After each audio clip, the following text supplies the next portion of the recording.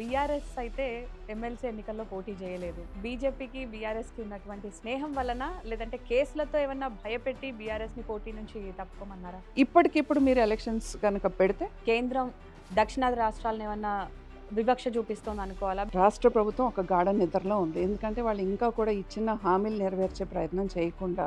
మహారాష్ట్రకు తీసుకుంటే 1,00,000 కోట్లకు పైగా ఖర్చు చేశారా లేదా? మీరు రైతులకి ఇస్తాన 15,000 తగ్గించేసి వాళ్ళు 12,000 ఇస్తానని చెప్పడం మీరు చేసేది. బీజేపీ ఎంపీలు నిద్రపోతున్నందుకే రేవంత్ రెడ్డి ఇలా పెండింగ్ ప్రాజెక్టుల కోసం ఢిల్లీ చుట్టూ తిరగాల్సి వస్తోందని చెప్పేసి విపక్షాలు అంటున్నాయి. ఎక్స్పీరియన్స్ లేని ముఖ్యమంత్రి ఆయన స్వంత స్వార్థానికి రెస్పాన్సిబుల్గా మాట్లాడగలుగుతారని అయితే నేను అనుకోవట్లేదు. యూరియా కోసం ఎలా అయితే రైతులు క్యూ లైన్లో చెప్పులు పెట్టడం కానీ పాస్బుక్లు పెట్టడం కానీ ఇవన్నీ అంటే ఈ రకమైన ఇబ్బంది బీఆర్ఎస్ హయాంలో లేదు.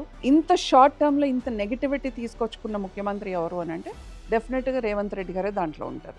మూసీ ప్రక్షాళన కానివ్వండి, మెట్రో రైల్ 2వ దశ ఇవన్నీ కూడా అడ్డుకుంటోంది కిషన్ రెడ్డి అని చెప్పేసి రేవంత్ రెడ్డి అంటారు. తుమ్మినా దగ్గినా ఏం చేసినా కూడా అన్ని ముఖ్యమంత్రి గారే.